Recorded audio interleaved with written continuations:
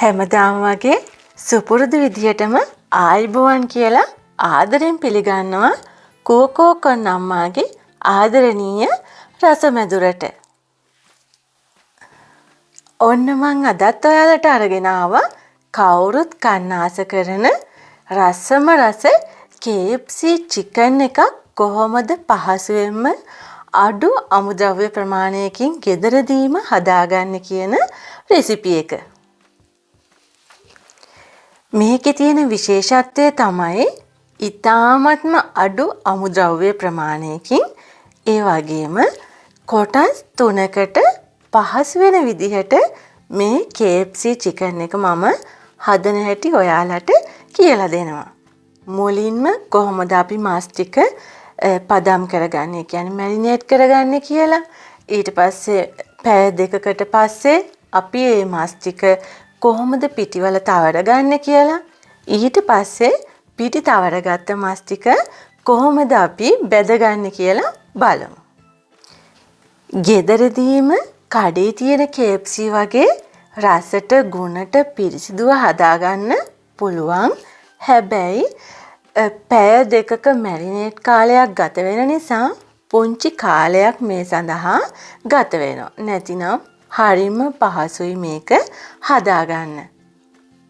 බලමු අපි මේක කොහොමද පහසුවෙන් ගෙදරදීම කරගන්නේ කියලා.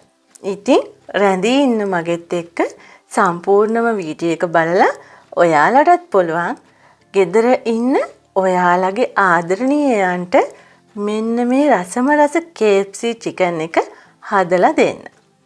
අපි යමු අපිට මොනවද ඕන කරන්නේ මේ KFC චිකන් එක හදාගන්න කියලා. මම මෙතන මස් ටික සීසන් කරගන්න සූදානම් කරගෙන තියෙනවා. කුකුල් මස් වල පපුව කොටස, ඒ වගේම අවශ්‍ය ප්‍රමාණයට ලුණු, ගම්මිරිස්, ඒ වගේම බේ ලීෆ් කීපයක්, ඔරිගානෝ තේ හැන්දක් විතර වගේ, පප්‍රිකා, මස් සීසනින් පවුඩර් ටිකක්, ඒ වගේම විනාගිරි මේ සැහැඳි එකමාරක් විතර වගේ මෙතන මම සූදානම් කරගෙන තියෙනවා. මුලින්ම අපි බලමු මාස් ටික සීසන් කරගන්නේ කොහොමද කියලා. අපි සූදානම් කරගෙන තිබුණු පාප්‍රිකා වලින් මේස හැන්දක් විතර, ඒ කියන්නේ ඔයාලා සූදානම් කරගත්ත මස් ප්‍රමාණය අනුව ගන්න ප්‍රමාණය වෙනස් කරගන්න පුළුවන්. මම ගත්ත මස් ප්‍රමාණයට එක මේස හැන්දක් පාප්‍රිකාත්, ඒ වගේම සීසනින් පවුඩර් මේස හැන්දක් මම එකතු කරගත්තා. ඒ වගේම සූදානම් කරගත්ත බේ ලීෆ් ටික, ඒ වගේම ඔරිගානෝ ටික මේකට එකතු කරගන්න. ඒත් එක්කම සූදානම් කරගත්ත විනාගිරි ටිකත් අපි මේකට එකතු කරගමු. ඕන්න දැන් ඔයාලා සූදානම් කරගත්ත මස් ප්‍රමාණය අනුව අවශ්‍ය ප්‍රමාණයට ලුණු, ඒ වගේම ගම්මිරිසුත් එකතු කරගන්න පුළුවන්. මේ එකතු කරගත්ත ද්‍රව්‍ය ටික ඔක්කොම හොඳට කලවම් කරගන්න. ඒත් එක්කම බලන්නකෝ ඔයාලා ගන්න ඕන කුකුල් මස් කෑල්ල කොහොමද තියෙන්න ඕනි කියලා. ගොඩාක් මහතට කුකුල් මස් කෑල්ල තියාගන්න එපා. පපුව කොටස ගොඩාක් මහතට තිබුණොත් ඔයාලා ඒක දෙකට පළලා මේකට සූදානම් කරගන්න. දැන් ඔයාලා කවලම් කරගත්ත මිශ්‍රණය සමග මේ කුකුල් මස් කෑලි ටික හොඳින් කලවම් කරගන්න. කුකුල් මස් කෑලි වලට මිශ්‍රණය හොඳින් තවර ගන්න. බලන්නකෝ පාට. මේ විදිහට හොඳට මිශ්‍රණය තවරගත්ත කුකුල් මස් කෑලි ටික භාජනයේ පුරාවට ලස්සනට මේ විදිහට හදලා භාජනයේ පියනින් එහෙමත් නැත්නම් සර්වියට් එකකින් වහලා ෆ්‍රිජ් එකේ පැය දෙකක් මැරිනේට් වෙන්න තියාගමු. ඒ විදිහට අපි මස් ටික සීසන් කරගත්තට පස්සේ මේ සඳහා තවත් අපිට අවශ්‍ය වෙනවා අයිස් කියුබ් ටිකකුත්, ඒ වගේම පිටි ග්‍රෑම් 500ක් විතර වගේ ප්‍රමාණයක්. ඔයාලා ගන්න මස් ප්‍රමාණය අනුව ඒක තීරණය කරගන්න පුළුවන්. ඒ වගේම තමයි සූදානම් කරගත්ත අයිස් කියුබ් ටික ෆ්‍රීසර් එකේ නම් තියෙන්නේ මස් ටික මැරිනේට් වෙන්න යන පැය දෙකක කාලය තුල ඒ අයිස් කියුබ්ස් ටික එළියට අරගෙන දිය වෙන්න තියාගන්න. මොකද මෙන්න මේ පෙනෙන විදියට අයිස් කියුබ් දිය වුණු තද සීතල වතුර ටිකක් තමයි අපිට අවශ්‍ය කරන්නේ මේ KFC එක හදාගන්න.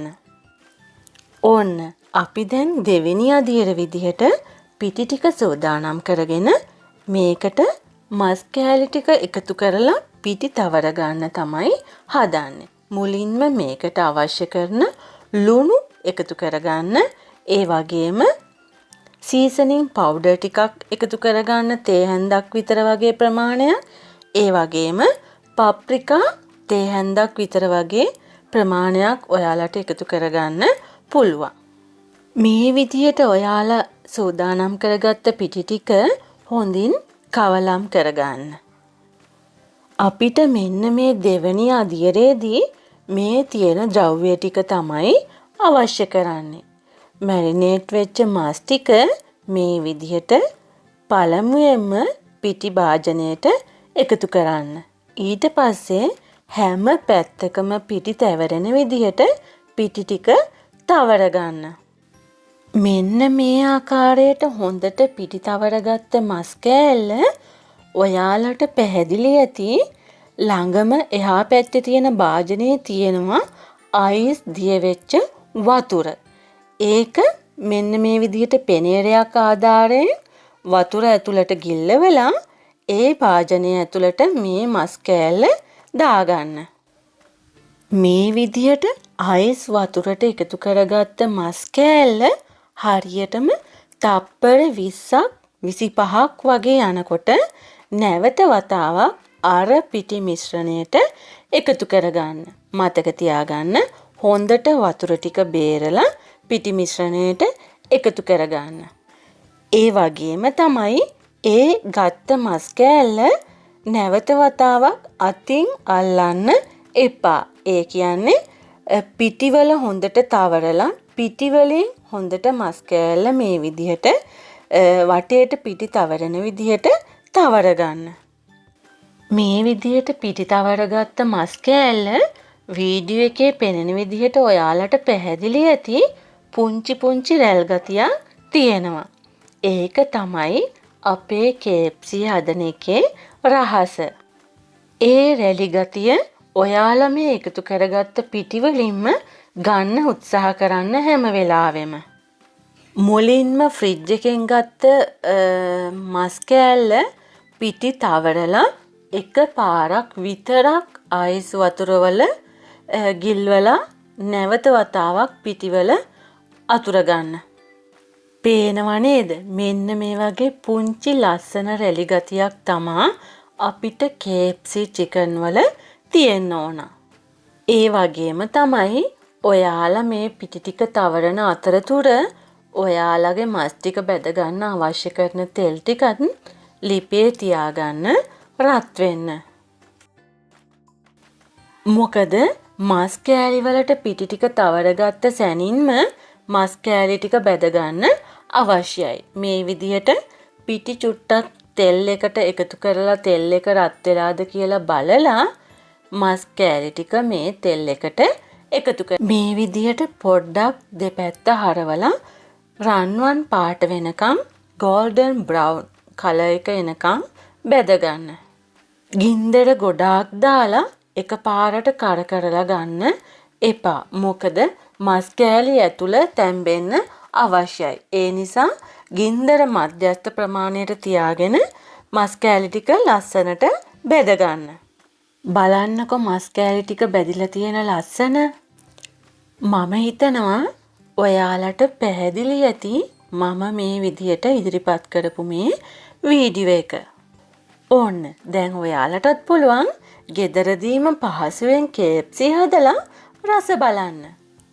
ඉතින් ඔයාලා මගේ මේ වීඩියෝ එකට කැමති නම් ඔයාලගේ ජීවිතයට පුංචි හරි අත්දැකීමක් මේකෙන් ලැබුණා නම් වීඩියෝ එකට ලයික් එකක් දාලා ඔයාලගේ යාළුවන්ටත් බලන්න ෂෙයා කරන්න.